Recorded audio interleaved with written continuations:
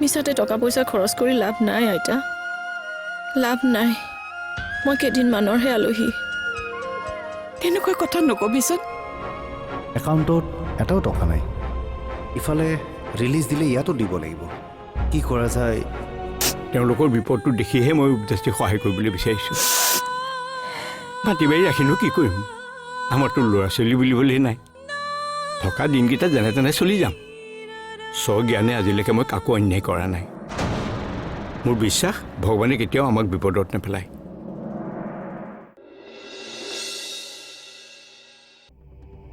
Excuse মি কওকচোন মই নীলদাক লগ পাবলৈ আহিছিলোঁ ছাৰটো অহা নাই কেতিয়া মানে আহিব এতিয়া আৰু অহাৰ সময় নাই আহিলে 10 বজাৰ ভিতৰতে আহি যায় হয় নেকি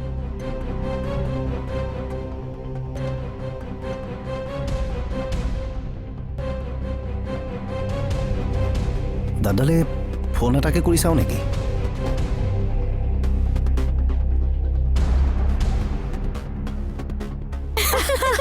কি যে হ'ব নহয় ঠিক আছে দিয়া তুমি কৰা হা কামবোৰ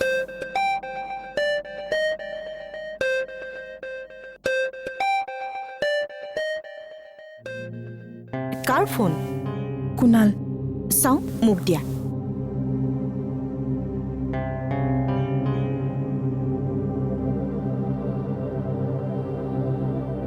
আকৌ কৰিছে কাটিয়ে দিওঁ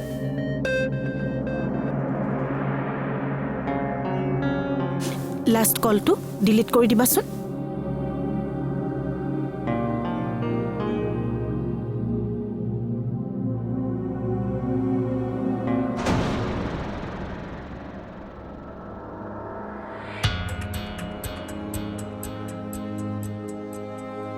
কিবা যোগাৰ হ'লনে অলপ হ'ল কিন্তু বাহিৰলৈ নিব পৰাকৈ সেইখিনিয়ে যথেষ্ট নহয় মই এবাৰ ঘৰৰ পৰা আহোগৈ নেকি বাৰু তোমাৰ বিষয়ে তেনেকৈ ভবাৰ পিছত সহায় কৰিব জানো তেওঁলোকে অৱশ্যে দাদাৰলৈ ফোন এটা কৰি চাব পাৰা সহায় নকৰিলেও বিপদত পৰা দেখিলে কি জানিবা কিবা এটা উপায় দিয়েই দিনত কৰিছিলোঁ কি ক'লে বাৰে বাৰে কাটি দিলে সেইবোৰ চব বিপিনৰ কাৰণেই হৈছে টকাখিনি নেহেৰুৱা হ'লে আজি আমাৰ এই বিপদ নহ'লহেঁতেন মামাৰ গাত একো দুখ নাই তেওঁ জানি বুজি কৰা নাই নহয় এইবোৰ তথাপিও ইমান অসাৱধান কিয় হ'ব লাগে পেচেণ্টক ৰিলিজ দিব পৰা হৈছে আপোনালোকে লৈ যাব নে ৰাতিটো ইয়াতে ৰাখিব লৈ যাওঁ নেকি নহ'লে আমাৰ লগতে তাইৰো টোপনি ক্ষতি হ'ব তেনেহ'লে একাউণ্টছত গৈ বিলখিনি ক্লিয়াৰ কৰি দিব ঠিক আছে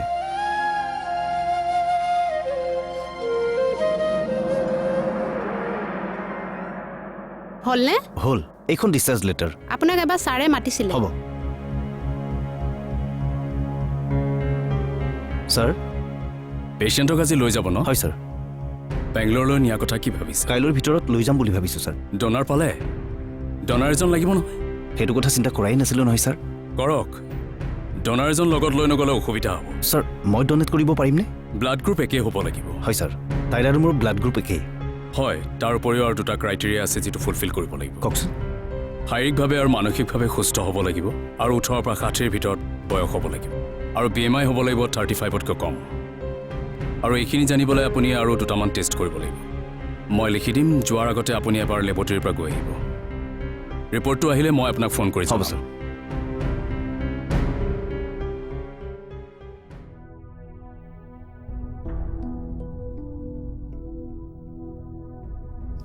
আৰে ই দেখোন ঘৰত নাই আমি অহাটো তেওঁ গম নাপায় নেকি তুমি যদি কোৱা নাই তেতিয়াহ'লে গম নাপায় কিন্তু মোৰ ফোনটোতো তাৰ লগত আছিল নাৰ্ছিং হোমলৈকে যোৱা নাইতো ফোন এটা কৰাচোন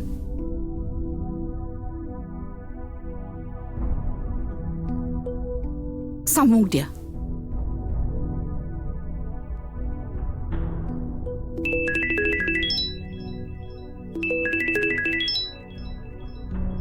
অ কুণাল কোৱা মইহে কৈছো ক'ত আছ তই ঘৰতে আছো বাইদেউ মিছা কথা নকবি আমিও ঘৰতে আছো তহঁত আহিলি নে কি আহিছো নৈক ৰিলিজ দিলে হেৰি বাওঁফালৰ টাবটোৰ তলতে চাবিটো আছে তহঁত সোমাচোন বাৰু তই ক'ত আছ মই অকণমান ওলাই আহিছিলোঁ ইমান ৰাতিখন তই ক'লৈ গৈছ কালি বাছখন পাওঁ নেকি চাবলৈ আহিছিলোঁ ইমানবোৰ টকা হেৰাই পোৱাৰ পিছত তোক কোনেও টকা ঘূৰাই নিদিয়ে বুজিয়া লাভ নাই হ'ব গৈছোঁ।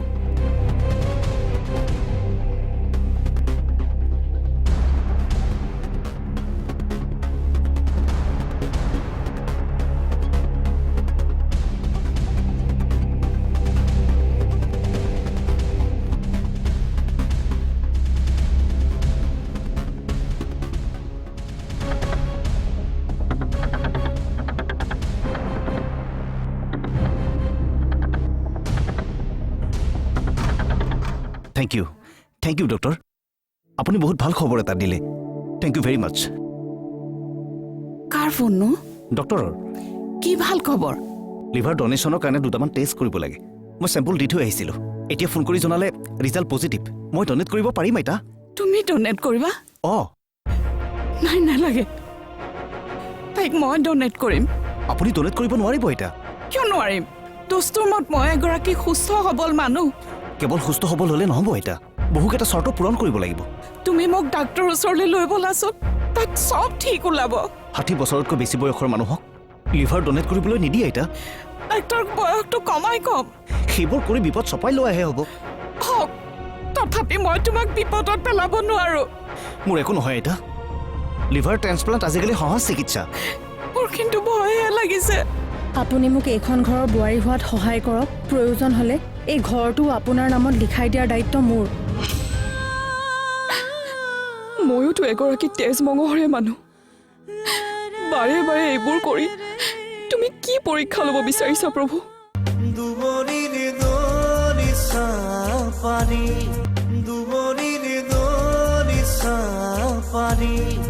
চিন্তা কৰিবলগীয়া একোৱেই নাই আইতা। সিদিনা বাইহাটা ছোৱালী এজনীয়ে নিজৰ দেউতাকক লিভাৰ ডনেট কৰিছে। তাই ছোৱালী হৈ যদি ডনেট কৰিব পাৰে, মই ল'ৰা হৈ কিয় নোৱাৰিম? তথাপিও ঘৰত এবাৰ সুধি চাবা। মায়ে দেখোন মোক তেজ্যপুত্ৰ কৰিলেই, এতিয়াতো কি সুধিম?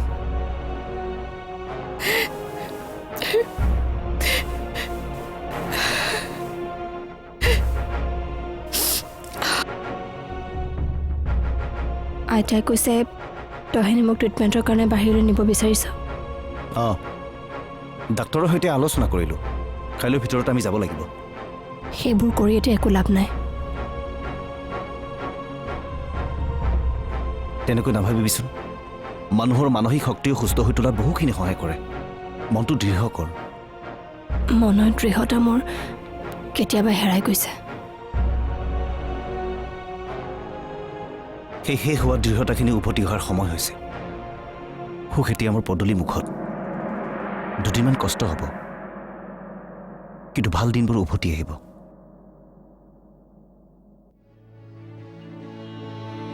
অ' বাইদেউ, ইমান সোনকালে যে তাইক ৰিলিজ দিলে? তাইক হেনো বাহিৰলৈ নিব লাগিব, সেইকাৰণে আজি লৈ আহিলোঁ। নৈ গা বেছি বেয়া নেকি? ইয়াত এনেকৈ মেডিচিন খুৱাই থাকিলে ভাল নহ'ব। তাতকৈ বাহিৰলৈ নিয়াই ভাল হ'ব। তাইৰ লিভাৰ ট্ৰান্সপ্লাণ্ট কৰিব লাগিব। তাৰমানে তাইৰ বেয়া হৈ যোৱা লিভাৰৰ অংশটো আঁতৰাই কোনোবা সুস্থ মানুহৰ ভাল লিভাৰ লগাব লাগিব। সেইটো বৰ ডাঙৰ পাৰ্চন বাইদেউ। সেইকাৰণেতো মোৰ ভয় লাগিছে। লিভাৰ দিবলৈ এতিয়া কোনোবা এজন নালাগিব জানো? কোনালেই দিম বুলি কৈছে, কিন্তু তেওঁলোকৰ ঘৰখনে নজনাকৈ ইমান ডাঙৰ এটা কাম কৰিবলৈ দিলে ভাল হ'ব জানো? নাই নাই, বৰ ডাঙৰ কথা হ'ব। গোটেই জীৱন আমি কথা শুনিব লাগিব। ময়ে দিব বিচাৰিছিলোঁ, কিন্তু মই হেনো দিব নোৱাৰিম। তেতিয়াহ'লে ময়ে দিওঁ। তয়ো নোৱাৰিবি। কিয়? লৈ মাকৰ অপাৰেশ্যনৰ সময়ত ময়ে টেষ্ট দিছিলোঁ দেখোন। তেজ দিয়া আৰু লিভাৰ ডনেট কৰা মানুহৰ মাজত বহুত পাৰ্থক্য আছে। 60 বছৰ ওপৰ মানুহে ডনেট কৰিব নোৱাৰে নহয়। তেতিয়াহ'লে চিন্তা কৰি একো লাভেই নাই। তাকেইতো, এফালে এইবোৰৰ চিন্তা, আনফালে টকাৰ চিন্তা। হাতত সময়ো নাইকিয়া। মোৰতো একো কাম নকৰা হৈ গৈছে। টকাৰ কাৰণে এতিয়া চিন্তা কৰিব নালাগে নহয়। বেগটো পালোঁ নহয়। কি? ক'ত পালি? বাছৰ ড্ৰাইভাৰজনে ৰাখি থৈছিলে। এয়া। হে প্ৰভু, আজিৰ দিনতো যে ইমান ভাল মানুহ আছে। ভগৱানে তেওঁৰ মংগল কৰক। অ' বিপিন, তই যদি তেওঁক কেতিয়াবা লগ পাৱ, আমাৰ ঘৰলৈ এবাৰ লৈ আহিবিচোন দেই। হ'ব।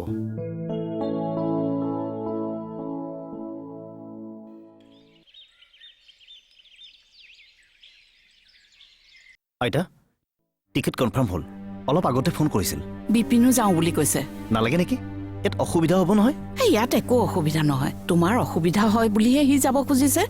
বেংগলোৰত মই 5 বছৰ থাকি আহিছোঁ। আজি লগৰ 2জন মানুহক ফোন কৰিছিলোঁ, আমাৰ একো অসুবিধা নহয়। কিন্তু সেইখিনি টকাৰে হ'ব জানো? মেবি হ'ব লাগে, আৰু যদি নহয় লগৰ 2জন মানে সহায় কৰিম বুলি কৈছে। ফ্লাইট কেইটা বজাত আছে? আবেলি 4 বজাত। মই ভাতটো বাৰু ৰ'বা।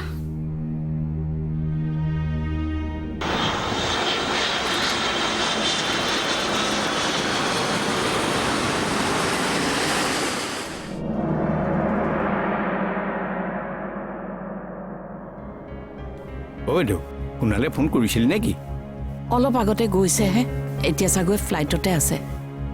ভালে কুশলে অপাৰেশ্যনটো হৈ গ'লেই হ'ল আৰু। হ'ব, তই চিন্তা কৰি নাথাকিবি। আজিলৈকেতো আমি কাৰো একো অন্যায় কৰা নাই। ভগৱানে আমাৰ লগতো একো অন্যায় নকৰিব বাইদেউ। ক'ত যাওঁ? ভগৱানৰ ওচৰত চাকি এগছ জ্বলাই আহোঁ ৰ। যা।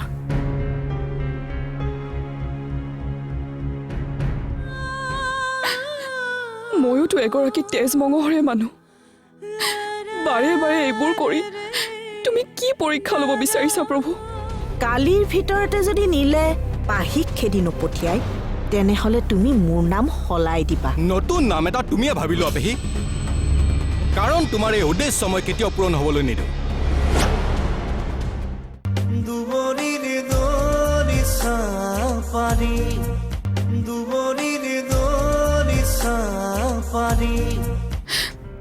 প্ৰভু, ইমান দিনে ঘৰখনৰ সুখৰ কথা চিন্তা কৰিয়ে মই সকলো সহ্য কৰি গৈছিলোঁ, কিন্তু আজি আৰু নোৱাৰা হৈ গৈছোঁ। ময়োতো এগৰাকী তেজ মঙহৰে মানুহ। বাৰে বাৰে এইবোৰ কৰি তুমি কি পৰীক্ষা ল'ব বিচাৰিছা প্ৰভু? নে মই সুখত থকাটো তুমি নিবিচাৰাই? সদায় একেবোৰ প্ৰাৰ্থনাকে শুনি শুনি তোমাৰ আমনি লগা নাইনে? চিন্তা নকৰিবা, আজিৰ পৰা মই কোনোদিনেই তোমাৰ আগত এইবোৰ কথা নকওঁ। তোমাৰ যি ইচ্ছা তাকেই কৰা। সকলো মই তোমাৰ নামতে অৰ্পণ কৰিলোঁ প্ৰভু। মই বুজি পোৱা নাই, নীলে আপোনাক ইমানবোৰ টকা কিয় দিলে? মোক দিয়া নাই নহয়, কুণালকহে দিছে। আৰু আপুনি টকাবোৰ লৈ থৈ দিলে? অঁ, নীলে কিবা কুণালক সুধিব যাবনে? 2 লাখকৈ টকা দিছে, সুধিব পাৰে। কেতিয়াও নুসুধে, মই তাৰ ব্যৱস্থা আগতীয়াকৈ কৰিয়ে আহিছোঁ। আপুনি নিজৰ কামবোৰ ঠিকেই কৰে, মোৰ ক্ষেত্ৰতহে অৱহেলা কৰে। মইনো তোমাক কেতিয়া অৱহেলা কৰিলোঁ? তেতিয়াহ'লে পাহিক এতিয়ালৈকে ঘৰৰ পৰা উলিয়াব পৰা নাই কিয়? তাইক ঘৰৰ পৰা উলিয়াই পঠিওৱাটো মোৰ বাবে একেবাৰেই সাধাৰণ কথা। সেই সাধাৰণ কামটো কিয়নো আপুনি কৰা নাই কিয়? কৰিম, কিন্তু তাৰ আগতে মই মোৰ প্ৰাপ্যখিনি উলিয়াই লওঁ। মই বুজি পোৱা নাই। তুমি কি ভাবিছা মই এইখন ঘৰলৈ এনেই আহিছোঁ? আপোনাৰো কিবা স্বাৰ্থ আছে নেকি? বিনা স্বাৰ্থত কোনেও কাৰো ঘৰত আহি এইদৰে মাহৰ পিছত মাহ সোমাই নাথাকে। যৌতুকত দিয়া বস্তু কেইপদৰ বাহিৰে আজিলৈকে মোক একো এটা নিদিলে। দেউতাৰ গুৱাহাটীত 4 জাগাত মাতি আছিল, মোকতো এডোখৰ দিব পাৰিলেহেঁতেন। আপুনি মোক এইখন ঘৰৰ বোৱাৰী হোৱাত সহায় কৰক। প্ৰয়োজন হ'লে এই ঘৰটো আপোনাৰ নামত লিখাই দিয়াৰ দায়িত্ব মোৰ। মোক মাটি সম্পত্তি একো নালাগে, মোক মাথো নীলক লাগে। গোটেই জীৱন খাব পৰাকৈ দেউতাই উপাৰ্জন কৰি গৈছে, আৰু বিয়াৰ পাছত আমি সেইখিনি লৈ সুখেৰে কটাব পাৰিম। কুণালো গুচি গ'ল, গতিকে সকলো মাটি সম্পত্তি ঘৰ দুৱাৰ সকলো আপোনাৰেই হ'ব। মইতো পাহিক ঢাল হিচাপে লৈ এইখিনি কৰাৰ কথা ভাবি আছিলোঁ। তুমি যদি আগতেই এইখিনি কথা ক'লাহেঁতেন তেনেহ'লে মই ইমান দিনে পাহিক পথৰ ভিক্ষাৰী আৰু তুমি এইখন ঘৰৰ বোৱাৰী হ'লাহেঁতেন। বাৰু, এতিয়াও কিন্তু সময় উকলি যোৱা নাই। তোমাৰ পৰা নিশ্চয়তা পালোঁ যেতিয়া মই শেষৰ পাত অস্ত্ৰ এৰিব লাগিব। কালিৰ ভিতৰতে যদি নীলে পাহিক খেদি নপঠিয়াই তেনেহ'লে তুমি মোৰ নাম সলাই দিবা। নতুন নাম এটা তুমিয়ে ভাবি লোৱা পেহী, কাৰণ তোমাৰ এই উদ্দেশ্য মই কেতিয়াও পূৰণ হ'বলৈ নিদিওঁ। নৈৰ ট্ৰিটমেণ্টৰ কাৰণে দিয়া টকাখিনি তুমি আত্মসাৎ কৰিবলৈ তোমাৰ অকণমানো বেয়া নালাগিল নে? নৈটো তোমাৰ বোৱাৰী, ট্ৰিটমেণ্টৰ অভাৱত যদি নৈৰ কিবা এটা হৈ যায় তেতিয়া তোমাক বহুত বিশ্বাস কৰিছিলোঁ তাৰ বিনিময়ত তুমি ইমান ডাঙৰ এটা বিশ্বাসঘাতকতা কৰিলা তুমি গুচি যোৱা পেহী এই মুহূৰ্ততে তুমি এইখন ঘৰৰ পৰা গুচি যোৱা দুবৰিৰ দলিচা সহযোগ কৰিলে Amul the taste of India PediaSure 7+ specialized nutrition for 7+ kids আৰু Namaste India milk start solid every day